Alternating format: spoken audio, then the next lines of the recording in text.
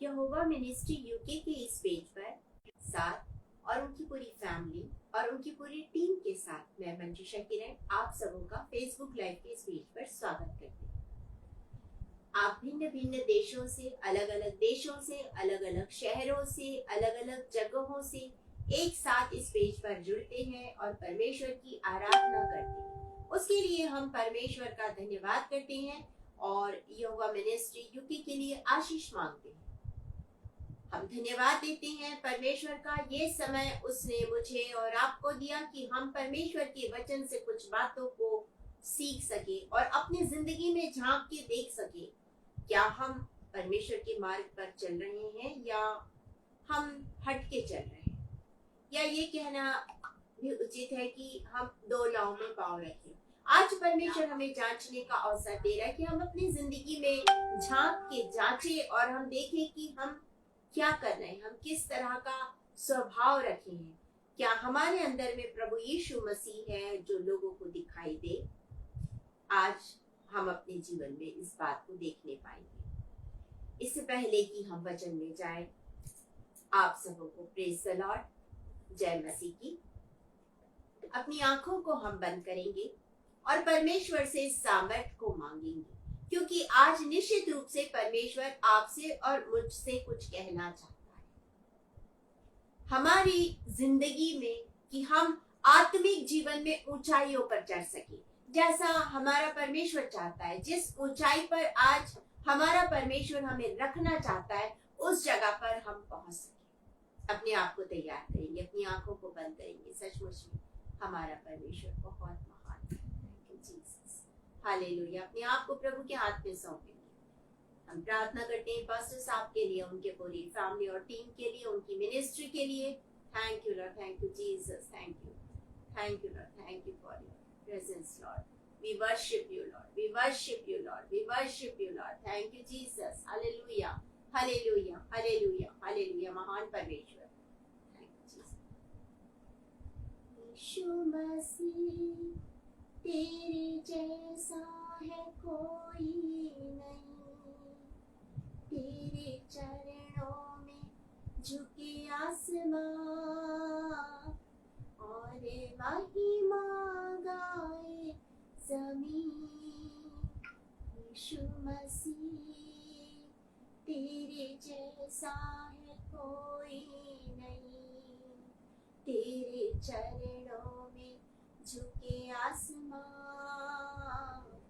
और महिमा गाए ज़मीन। हम गाए होशाना, तू राजाओं का है राजा, तेरी महिमा होवे सदा। तू है प्रभु हमारा खुदा। Thank you Lord. सचमुच में प्रभु आप हमारे खुदा, आप हमारे पिता, हमारे सब कुछ है। आप हमारे स्वामी, आप हमारे रब्बुनी है। आप हमारी प्रार्थनाओं को सुनने वाले सर्वशक्तिमान परमेश्वर।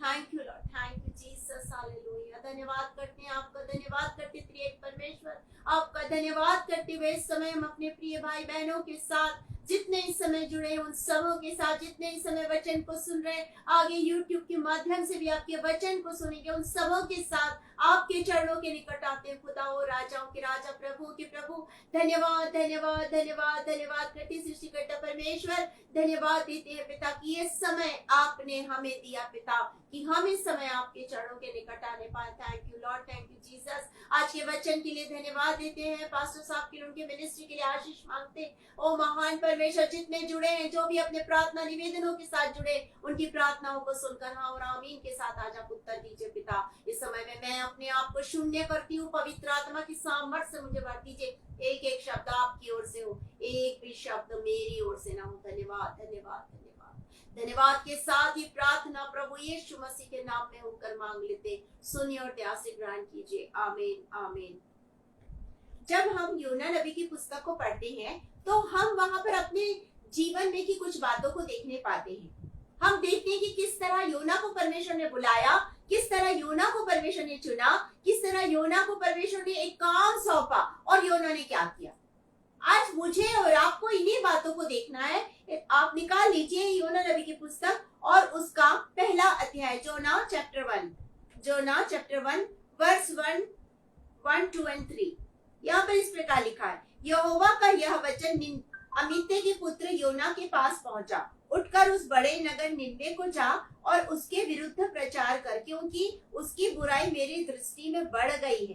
परंतु योना यहोवा के सम्मुख से तर्शीश को भाग जाने के लिए उठा और याफा नगर को जाकर तर्शीश जाने वाले एक जहाज पाया और भाड़ा देकर उस पर चढ़ गया कि उनके साथ यहोवा के सम्मुख से तर्शीश को चला जाए। परमेश्वर अपने वचन के पढ़े और सुने जाने पर आशीष दे। जब हम इन बातों को देखते योना के बारे में, तो हम यहाँ पर कुछ बातों को चाहते हैं। जब हम पहले दूसरे वचन को पढ़ते हैं तो पाते उठ के उस नगर निनवे को जा, उनके विरुद्ध प्रचार कर।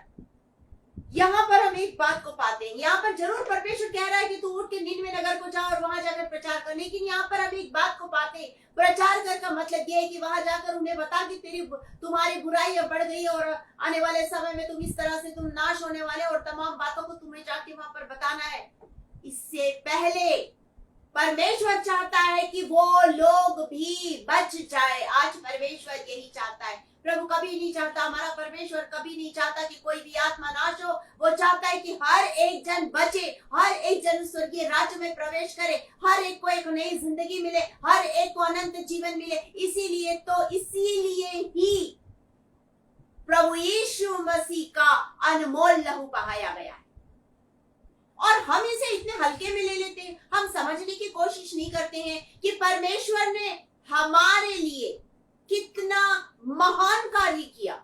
ऐसा कार्य कोई कर नहीं सकता है जो परमेश्वर ने मेरे लिए और आपके लिए किया। ऐसा महान कार्य उसने हमारे लिए किया कि उसने अपने इकलौते बेटे को मेरे लिए और आपके लिए इस संसार में भेज दिया। हमारे दंड का मूल्य चुकाने के लिए उसने अपना इकलौता बेटा चुना। कितना बहुमूल्य है उसका लहू, जिसे उस अनमोल लहू को जिसे हम ध्यान ही नहीं देते, हल्के में ले लेते हैं। ये बहुत गलत है, क्योंकि परमेश्वर ने इतना महान कार्य किया है जिसकी ओर हम दृष्टि ही नहीं करते। हम इस संसार के लोगों पर दृष्टि करते हैं, संसारी बातों पर दृष्टि करते हैं, संसारी कार्यों के पीछे भागते हैं, और हम इस बात को भूल जाते हैं कि ये जिंदगी जो हम जी रहे हैं, ये जिंदगी का मोल हमारे प्रभु यीशु मसीह ने हमारे लिए चुका दिया। आज यही बात वो बताना चाहता है। यहाँ पर अभी प्रभु यीशु मसीह नहीं आए, लेकिन प्रभु चाहता है कि निनवे नगर के लोग बच जाए और प्रभु कोई भी आत्मा नाश ना हो, ये चाहता है। इसीलिए उसने योना को वहां भेजने का निर्णय लिया कि योना वहां जाएगा और वहां जाकर के प्रचार करेगा, ताकि उन्हें एक अवसर मिले। आज परमेश्वर चाहता है कि हर एक की जिंदगी में एक अवसर आना चाहिए, वो नाश नहीं होना चाहिए। एक अवसर मिलना जरूरी है। आज परमेश्वर इस बात को यहाँ सिखाना चाह रहा है कि एक अवसर हर एक को मिलना चाहिए, लेकिन हम अवसर नहीं देते हैं किसी को। हम अवसर नहीं देते। परमेश्वर हमें अवसरों पर अवसर देता जाता है, एक और मौका देता। हम बोलते एक मौका और दे दे प्रभु। इस्राएलियों ने यही किया। परमेश्वर ने इस्राएलियों की जिंदगी में अद्भुत कार्यों को किया।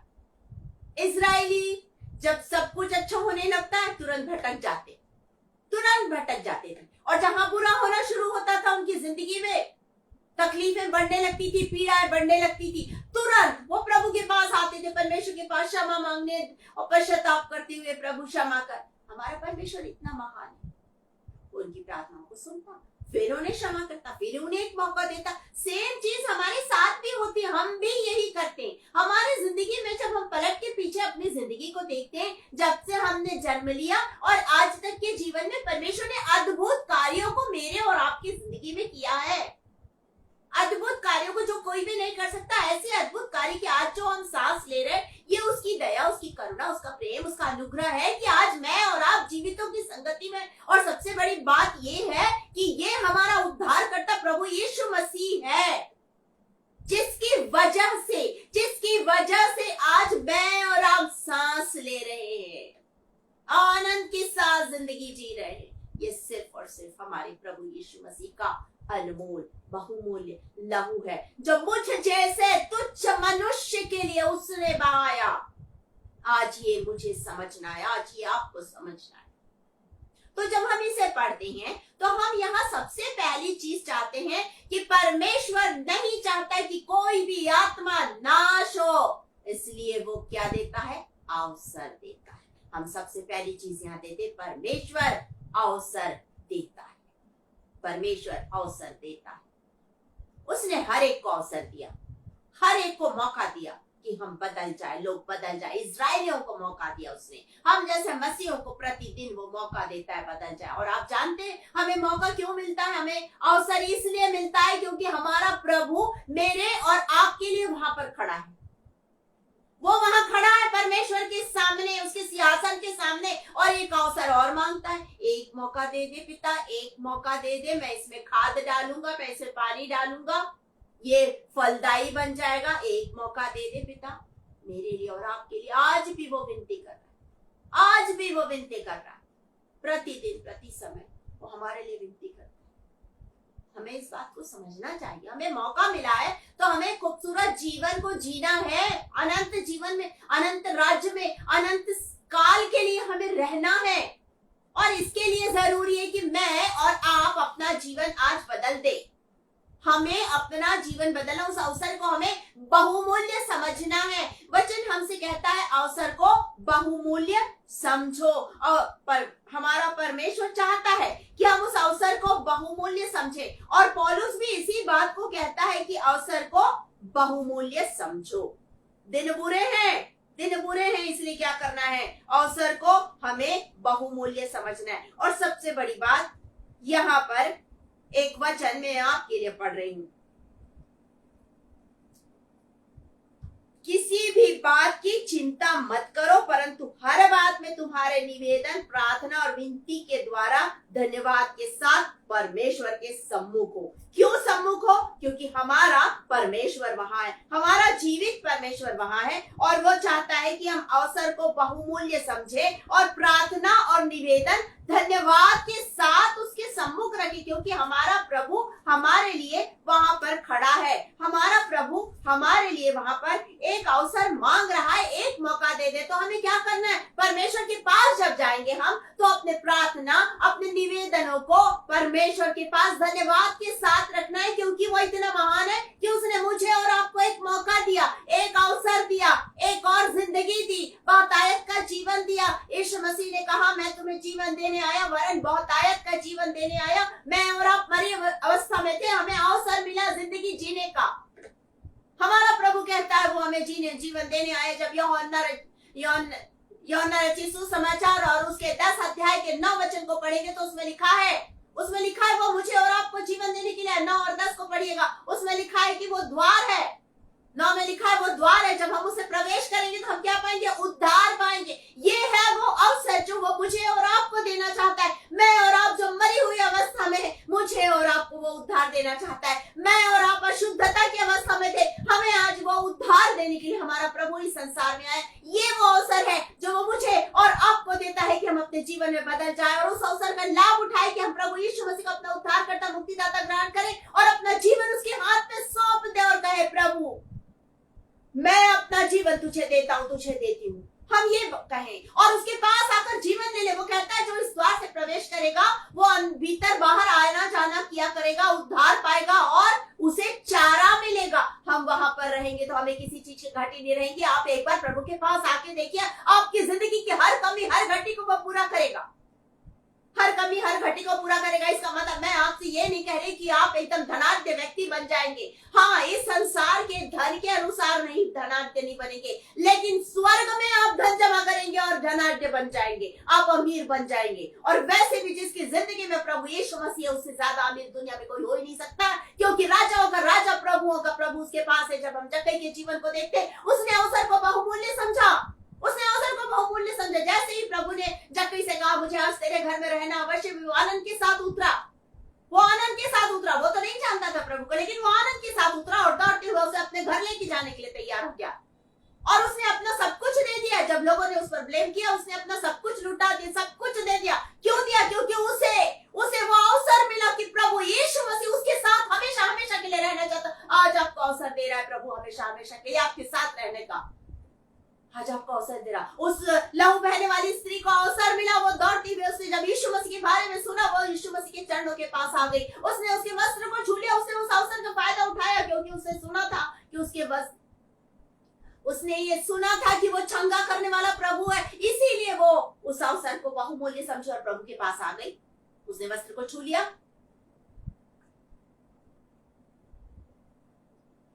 सोच के देखिए, 12 सालों से जो दुख और तकलीफ और पीड़ा में है, वो स्त्री जब प्रभु के पास आ रही है और उसके वस्त्र को छू रही है विश्वास के साथ, और जब वो चंगाई को पा रही, कितना खूबसूरत अवसर उसे मिला, उसने उसका लाभ उठाया। यदि वो नहीं आती और वो घर पे रहती, रहने दो, जाने दो, बाद में देखेंगे, तो क्या होता? क्या वो चंगी हो पाती? नहीं, वो चंगी नहीं हो पाती, वो उसी हालत में रहती। लेकिन ये परमेश्वर हर एक को अवसर देता है, मौका देता है। आज परमेश्वर आपको मौका दे रहा है। यदि आपकी जिंदगी में, आपके घर में बदलाव नहीं है, तो आज प्रभु के पास आ जाइए। अवसर बहुमूल्य है, आज मिला है, कल मिलेगा या नहीं पता नहीं, लेकिन आज मिला। तो यहाँ पर हम एक चीज को देखने पा रहे हैं कि यहाँ पर उन्हें अवसर मिला। इसमें लिखा है क्योंकि उसके विरुद्ध प्रचार कर, पहले दूसरे वचन में लिखा, उठकर उस नगर को, निनवे को जा, उसके विरुद्ध में क्या कर? प्रचार कर, क्योंकि उसकी बुराई मेरी दृष्टि में बढ़ गई है, इसलिए उसने अवसर दिया। दूसरी चीज हम यहाँ देखते हैं, उसने अवसर दिया। उसने अवसर क्यों दिया? हम यहाँ देखते हैं, परमेश्वर यहोवा। पहली चीज, परमेश्वर अवसर देता है। दूसरी चीज, परमेश्वर यहोवा दयालु है। वो दयालु है, वो विलंब से कोप करने वाला परमेश्वर है। और इस बात को योना खुद कहता है। जब आप चौथे अध्याय को देखेंगे, इसी के जोना चैप्टर 4 और उसके वर्स 2, उसने यहोवा से यह कर प्रार्थना की, है यहोवा, जब मैं अपने देश में था तब क्या मैं यही नहीं कहता था? इस कारण मैंने तेरी आज्ञा सुनते ही तर्शीश को भाग जाने की फुर्ती की, क्योंकि देखिए, क्योंकि मैं जानता था कि तू अनुग्रहकारी और दयालु और विलंब से कोप करने वाला, करुणा निधान है और दुख देने से प्रसन्न नहीं होता। ये बात को वो स्वयं बोल रहा है कि मैं जानता हूं कि क्या है, तू दयालु और अनुग्रहकारी है। तो परमेश्वर अवसर देता है। परमेश्वर दयालु है, इसलिए अवसर देता है क्योंकि वो दयालु है। एक और वचन मैं आपके लिए पढ़ रही हूं, निर्गमन एक्सोडस चैप्टर 34। निर्गमन एक्सोडस चैप्टर 34 के वर्स 6 में लिखा है, यहोवा उसके सामने होकर यूं प्रचार करता हुआ चला, यहोवा यहोवा ईश्वर दयालु और अनुग्रहकारी, कोप करने में धीरजवंत और अति करुणामय और सत्य, और हजारों पीढ़ियों तक निरंतर करुणा करने वाला, अधर्म और अपराध को क्षमा करने वाली। यहाँ स्वयं हमारा परमेश्वर यहोवा कह रहा है, हालांकि आगे लिखा है कि वो दंड भी देता है, लेकिन वो दयालु है। पहले वो दया दिखाता है हर एक पर। यहाँ वो निनवे नगर के लोगों पर दया दिखाना चाह रहा है क्योंकि वो दयालु परमेश्वर है। वो हर एक पर दया करता। आज मुझ पर और आपको, ये हम जो जिंदा हैं, हम जो सांसें ले रहे हैं, हम जो आनंद के साथ अपने घरों में हैं, अच्छा खा रहे हैं, अच्छा पहन रहे हैं और अच्छे से हैं हम, क्यों? क्योंकि ये उसकी दया है, ये उसकी करुणा है, ये उसका अनुग्रह है जो मुझ पर और आप पर प्रकट हुआ। ये उसका अनुग्रह मुझ पर, ये दया है क्योंकि वो दयालु परमेश्वर है। वो दयालु परमेश्वर है, हर एक पर वो दया करता है क्योंकि वो दया करने वाला परमेश्वर है। और हमारा परमेश्वर चाहता है कि ये गुण हमारे अंदर भी होना चाहिए, ये गुण हमारे अंदर भी होना चाहिए। तो हम यहाँ दूसरी चीज को देख रहे हैं, परमेश्वर दयालु है। चलिए अब हम अपने आप को जांच के देखें। यदि आप प्रभु यीशु मसीह को उद्धारकर्ता ग्रहण किए, तो ये दया का हृदय आपके अंदर होना चाहिए, क्योंकि प्रभु यीशु मसीह हर समय तरस से भर गया। जब उसने भीड़ को देखा, वो तरस से भर गया, वो तरस से भर गया। वो भटकी हुई भेड़ों के समान थी, वो तरस से भर गया। वो भूखी थी, वो तरस से भर गया। वो हमेशा तरस से भर जाता है। जब उसने नाइन नगर की विधवा को देखा, तरस से भर गया, इसका इकलौता बेटा मर गया। वो हमेशा दया करता है, तरस रखने वाला। यदि आपके अंदर में प्रभु यीशु मसीह है, यदि आपने प्रभु यीशु मसीह को अपना उद्धारकर्ता और मुक्तिदाता ग्रहण किया, तो ये दिल आपके पास भी होना चाहिए जिसमें तरस हो। लेकिन क्या हम ऐसा करते हैं? हमें तो जैसा योना सोच रहा है वैसे हम भी सोचते हैं, हम भी यही चीज को सोचते हैं कि उसने गलती की, उसे दंड मिलना चाहिए। लेकिन हमारा परमेश्वर ऐसा नहीं सोचता, क्योंकि वो दयालु है और वो कहता है इसे मैं एक मौका और दूंगा। हमारा प्रभु दया का सागर है, वो बिल्कुल ऐसा नहीं सोचता है। वो परमेश्वर पिता से अवसर मांगता है, एक मौका दे दे पिता, क्योंकि वो दयालु है, उसके अंदर वो दया है, वो पिता का गुण बेटे में भी है। प्रभु यीशु मसीह में वो गुण है जो परमेश्वर का है। आज हमारा परमेश्वर चाहता है ये गुण हमारे अंदर भी हो, लेकिन हमारे अंदर तो गुण नहीं होता। हम तो क्रोध से भरे हुए थे, हम तो मनुष्य क्रोध से भरा हुआ रहता है, उसके अंदर ये गुण नहीं है। यहाँ पर योना कहता है 4 जोना चैप्टर 4 वर्स 1, यह बात योना को बहुत ही बुरी लगी, उसका क्रोध भड़का। मनुष्य की हमेशा यही इच्छा होती है कि उसने गलती की, उसे दंड मिलना चाहिए, बिल्कुल मिलना चाहिए दंड। कभी ये नहीं सोचते कि उसे क्षमा भी मिलनी चाहिए, उसे क्षमा मिलनी चाहिए। अगर ये होता तो अगर सभी को दंड मिलना होता तो सोचिए जरा, प्रभु यीशु मसीह ये वचन क्यों बोलते? हे पिता इन्हें क्षमा कर, कभी नहीं बोलते। वो क्यों बोलते वो? लेकिन उन्होंने ये वचन बोलकर मुझे और आपको सिखाया कि मुझे और आपको तरस का हृदय रखना है, मुझे और आपको क्षमा का हृदय रखना है। हमारे अंदर परमेश्वर का प्रेम होना चाहिए। यदि हम परमेश्वर के हैं तो हमारे अंदर में परमेश्वर का प्रेम होगा। यदि हम परमेश्वर के नहीं है तो हमारे अंदर परमेश्वर का प्रेम कतई नहीं होगा। परमेश्वर प्रेम है और वो चाहता है कि मेरे और आपके अंदर में उसका वो प्रेम रहे। आज वो यही चाहता है कि हमारे अंदर में उसका प्रेम रहे। जब हमारे अंदर में उसका प्रेम रहता है तो हम प्रकट करते हैं कि हम परमेश्वर की संतान हैं, हम परमेश्वर की संतान हैं। मैं आपके लिए एक वचन पढ़ रही हूं, 1 जॉन चैप्टर 4 और उसके 7 वर्स से लेकर 8 वर्ष तक पढ़ रही हूँ। लिखा, हे प्रियो, हम आपस में प्रेम रखें, क्योंकि प्रेम परमेश्वर से है। जो कोई प्रेम करता वह परमेश्वर से जन्मा है और परमेश्वर को जानता है। जो प्रेम नहीं रखता वह परमेश्वर को नहीं जानता, क्योंकि परमेश्वर प्रेम है। परमेश्वर प्रेम है। और आगे लिखा है 9 वर्ष में लिखा है, जो प्रेम परमेश्वर हमसे रखता है वह इससे प्रकट हुआ कि परमेश्वर ने अपने इकलौते पुत्र को जगत में भेजा कि हम उसके द्वारा जीवन पाए। तो सोचिए जरा, हम तो मर रहे थे, हम तो नाश हो रहे थे, लेकिन ये परमेश्वर का प्रेम है जो यहाँ पर प्रकट हुआ कि प्रभु यीशु मसीह मेरे लिए और आपके लिए इस जगत में आया कि मैं और आप जीवन पाए, मैं और आप जीवन पाए। उसने दंड की आज्ञा नहीं दी, उसने दंड की आज्ञा नहीं दी, परंतु उसने क्या दिया? उसने अपने बेटे का बलिदान दे दिया। उसके बेटे ने अपना लहू दे दिया मेरे लिए और आपके लिए। सोच के देखिए कि उसका बहुमूल्य अनमोल लहू मेरे लिए और आपके लिए भाई। और हमारे अंदर में वो प्रेम नहीं है, हमारे अंदर में वो दया नहीं है, हमारे अंदर में वो तरस नहीं है। कैसा जीवन हम जी रहे हैं? हमें चाहिए कि दूसरों को जो गलती की उसको बिल्कुल सजा मिलनी चाहिए, उसे क्षमा मिलनी नहीं चाहिए। उसने ऐसा किया, बिल्कुल ऐसा होना चाहिए उसके साथ। नहीं, हमें आज प्रभु सिखा रहा है, आज हमें परमेश्वर सिखा रहा है कि जैसा तरस का हृदय मेरा है, जैसा तरस का हृदय प्रभु यीशु मसीह मेरे बेटे का है, वो तुम्हारे अंदर भी होना चाहिए। क्योंकि तुम्हारा स्वभाव, अगर तुमने यीशु को ग्रहण किया तो तुम्हारा स्वभाव बदल जाना चाहिए, तुम्हारा स्वभाव बदलना जाना चाहिए। अब तुम प्रभु के जैसे दिखना चाहिए, अब तुम प्रभु के जैसे बोलना चाहिए। ये तुम्हारा स्वभाव होना चाहिए कि तुम प्रभु जैसे दिखो।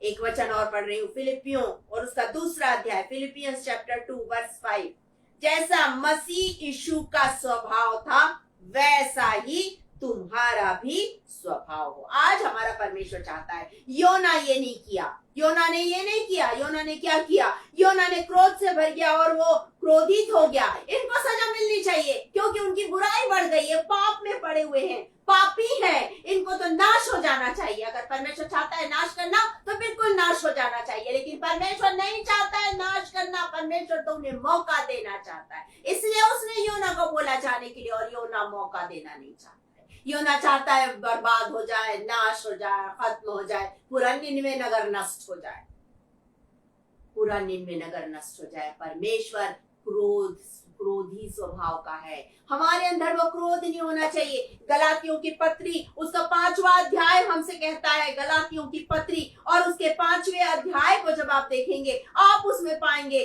कि हमारे अंदर में क्रोध नहीं होना है, पर हमारे अंदर में क्या होना है, कैसा हमारा स्वभाव होना है। जैसा भी हमने फिलिपियों में पढ़ा कि हमारा स्वभाव प्रभु मसीह यीशु जैसा होना चाहिए, गलातियों की पत्री भी हमें कुछ सिखाती है। यहाँ पर लिखा है, मैं आपके लिए उसे पढ़ रही हूं, यहाँ पे लिखा है गलातियों की पत्री और उसके 5वें अध्याय 18 वचन से, यदि तुम आत्मा के चलाए चलते हो तो व्यवस्था के अधीन न रहे। शरीर के काम तो प्रकट है, अर्थात व्यभिचार, गंदे काम, लुचपन, मूर्ति पूजा, ठोना, बैर, ईर्ष्या और क्रोध, विरोध, फूट, विधर्म, डाह, मतवालापन, लीला, कीड़ा और उसके जैसे और काम। यहाँ पर लिखा है क्रोध, यहाँ पर लिखा है झगड़ा, यहाँ पर लिखा है फूट, विधर्म और भी नाना प्रकार की बुराइयां। आज हमारे अंदर में यदि एक भी बुराई, हम परमेश्वर की संतान नहीं हो सकते हैं। परमेश्वर चाहता है कि हम उसकी संतान बन जाए, उसकी दया मेरे और आपके अंदर आ जाए, उसका प्रेम मेरे और आपके अंदर आ जाए, हमारे अंदर उसका प्रेम आ जाए, उसकी दया आ जाए, उसकी करुणा आ जाए, उसकी क्षमा आ जाए, और हम सारे संसार के सामने दिखा सके कि हम प्रभु के संतान है, परमेश्वर की संतान है, और प्रभु यीशु मसीह हमारे अंदर में वास करता है। आज हमारा प्रभु चाहता है क्रोध न करे, परंतु हम परमेश्वर के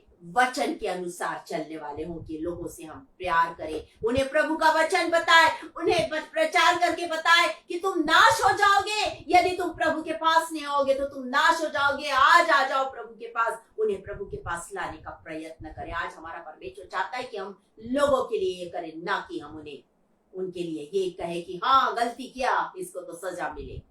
हमारा परमेश्वर दयालु, हमने पहली चीज देखी वो अवसर देने वाला परमेश्वर है। दूसरी चीज देखी, परमेश्वर दयालु है, परमेश्वर दयालु है। हम यहाँ पर तीसरी चीज को देखते हैं, हम यहाँ पर तीसरी चीज को देखते हैं, और तीसरी चीज है परमेश्वर से कुछ भी छिपा नहीं है। परमेश्वर अनदेखा नहीं करता है, परमेश्वर से कुछ भी छिपा नहीं। यहाँ पे लिखा है, तर्शीश जाने वाले एक जहाज को पाया और उभाड़ा देकर उस पर चढ़ गया कि यहोवा के सम्मुख से तर्शीश को चला जाए। उसने कभी ये बात नहीं सोची कि परमेश्वर यहोवा उसे देख रहा है। वो तर्शीश के जहाज पर चढ़ा और तर्शीश की ओर निकल पड़ा, तर्शीश की ओर चला गया उस जहाज पर चढ़कर। परमेश्वर सब कुछ देखता है, वो हमारे मनों को जांचने वाला परमेश्वर है। वो हर पल हर समय हमें देखता है कि हम क्या कर रहे हैं और क्या नहीं कर रहे।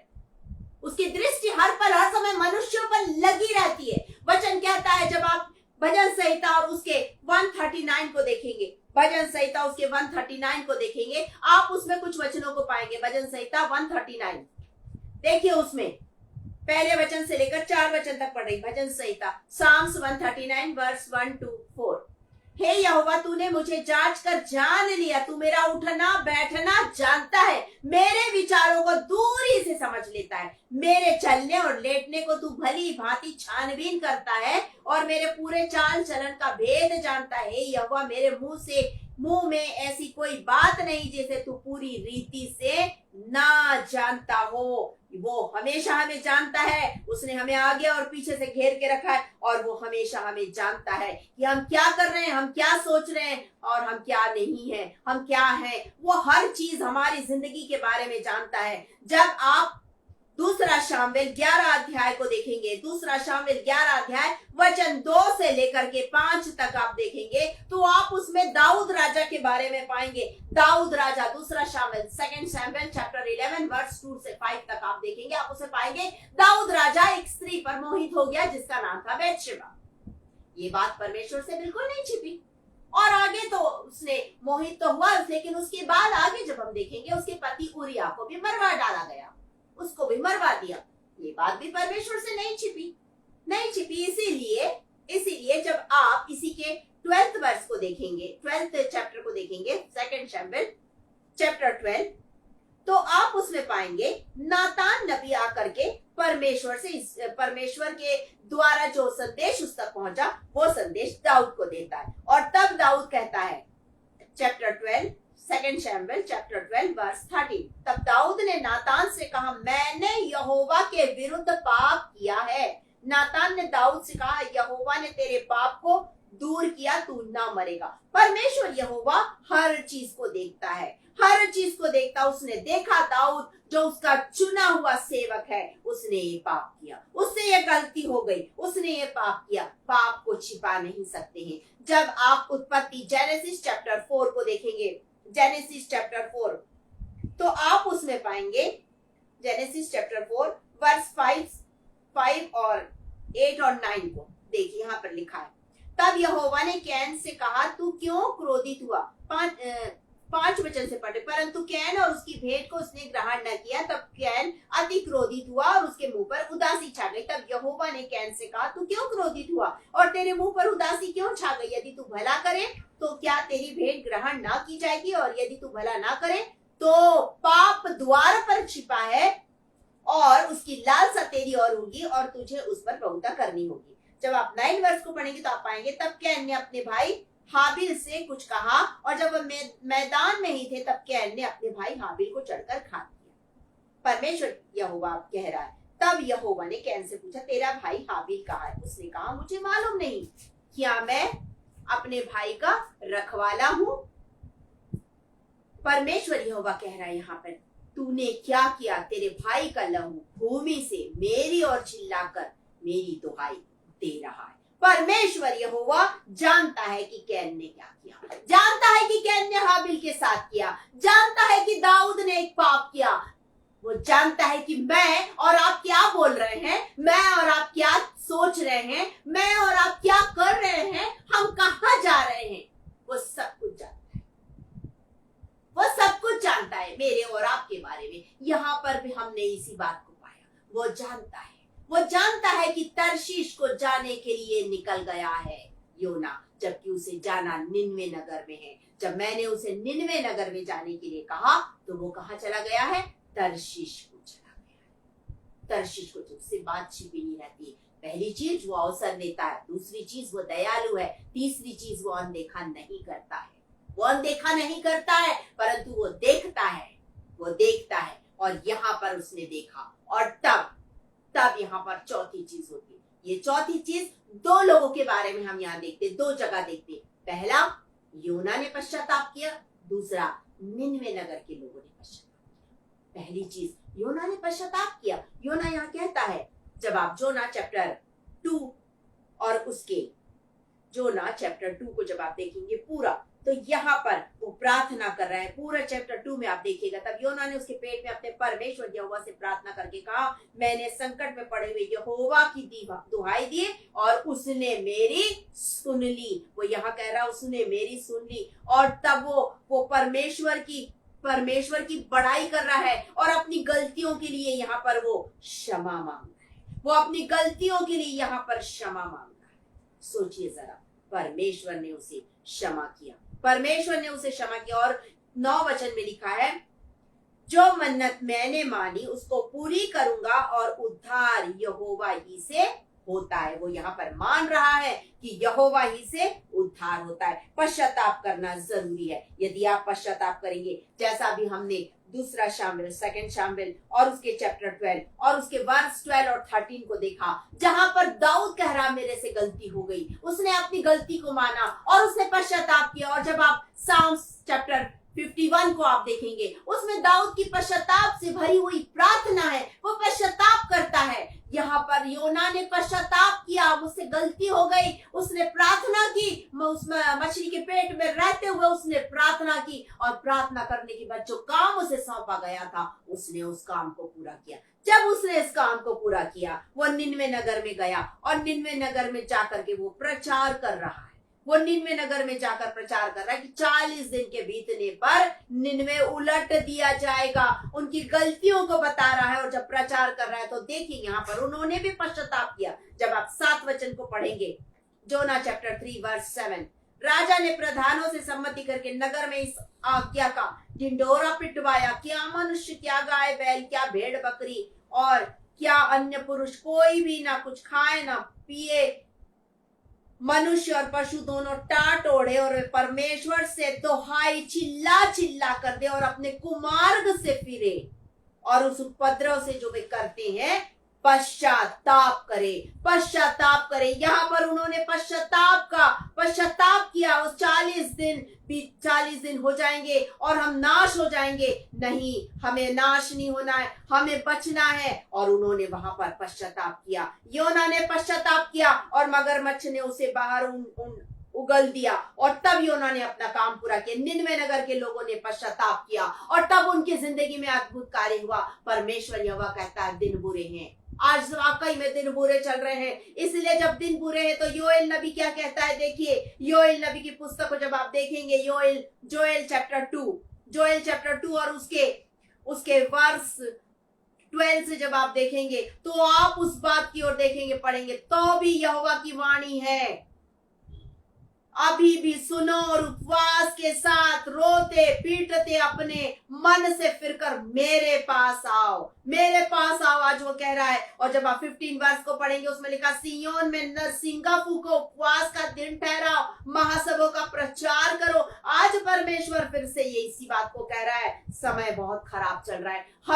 हमें पश्चाताप करना है, न सिर्फ अपने लिए परंतु अपने परिवार के लिए, अपने परिवार के साथ साथ अपने समाज के लिए, अपने देश के लिए, अपने लोगों के लिए। मुझे और आपको पश्चाताप करना है, प्रार्थना करना है कि मेरे देश के लोग बच जाए। प्रभु, निनवे नगर के लोग बच गए। आज परमेश्वर चाहता है कि मैं और आप अपने देश के लोगों को बचा ले। हम उनके लिए ये ना कहे गलत कर रहे हैं, मरने दो। नहीं, परमेश्वर ने मुझे और आपको इस देश में, जिस भी देश में आप रहते हैं, जिस भी राज्य में आप रहते हैं, जिस भी शहर में आप रहते हैं, उस शहर में परमेश्वर ने आपको इसलिए रखा है कि वहां रहकर आप अपने देश के लिए, आज अपने राज्य के लिए, अपने शहर के लिए, अपने आसपास के लिए पश्चाताप करें, गिड़गिड़ा कर प्रार्थना करें, प्रभु परमेश्वर मेरे देश के लोगों को बचा ले, मेरे देश के लोगों को बचा ले। प्रभु, मेरे राज्य के लोगों को, मेरे शहर के लोगों को, मेरे आसपास के लोगों को बचा ले। प्रभु, आज ये प्रार्थना आपको करनी है।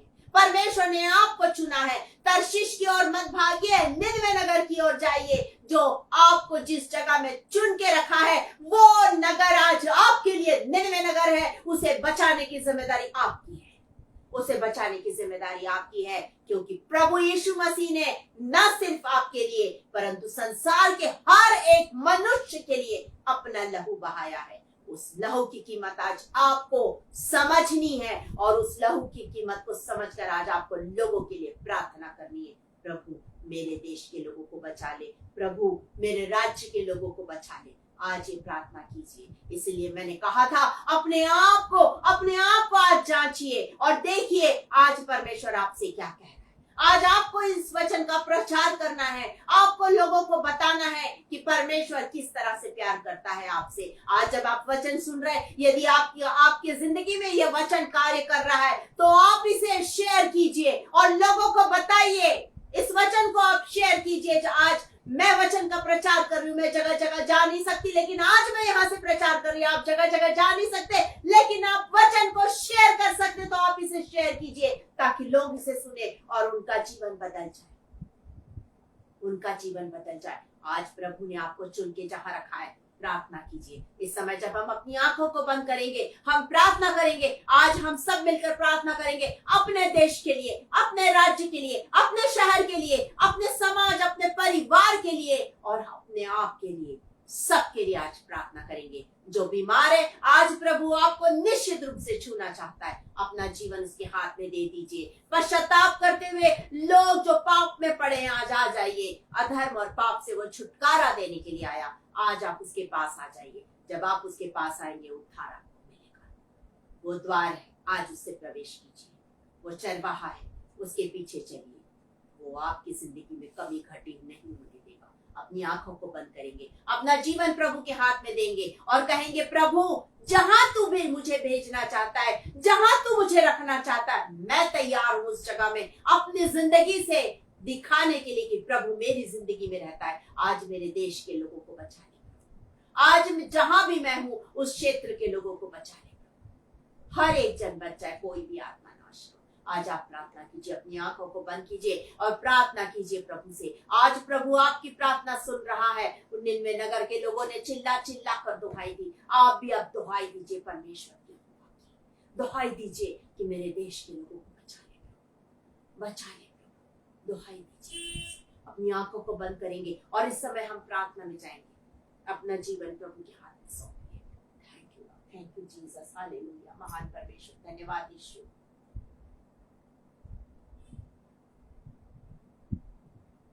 उसने आपके लिए दुख उठाया, उसने आपके लिए कोड़ों की मार सही कि आप बच जाए। वो चाहता है कि दुनिया के सारे लोग बच जाए। Thank you Jesus. धन्यवाद यीशु, धन्यवाद यीशु, धन्यवाद यीशु, राजाओं के राजा, प्रभु के प्रभु। Thank you lord, thank you Jesus. दुख उठाया किसने मुझे देने खुशी, दर्द सहा किसने मुझे देने चंगाई, घाव गहरे कितने मेरे पाप जितने। सचमुच प्रभु ने दुख उठाया मेरे लिए और आपके लिए। उसने मेरे और आपके लिए उस क्रूस की मृत्यु को सहा कि मैं और आप जीवन पाए, अनंत जीवन पाए। आज प्रभु के पास आ जाइए, बोलिए प्रभु, क्योंकि वो आपसे बहुत बहुत बहुत प्यार करता है।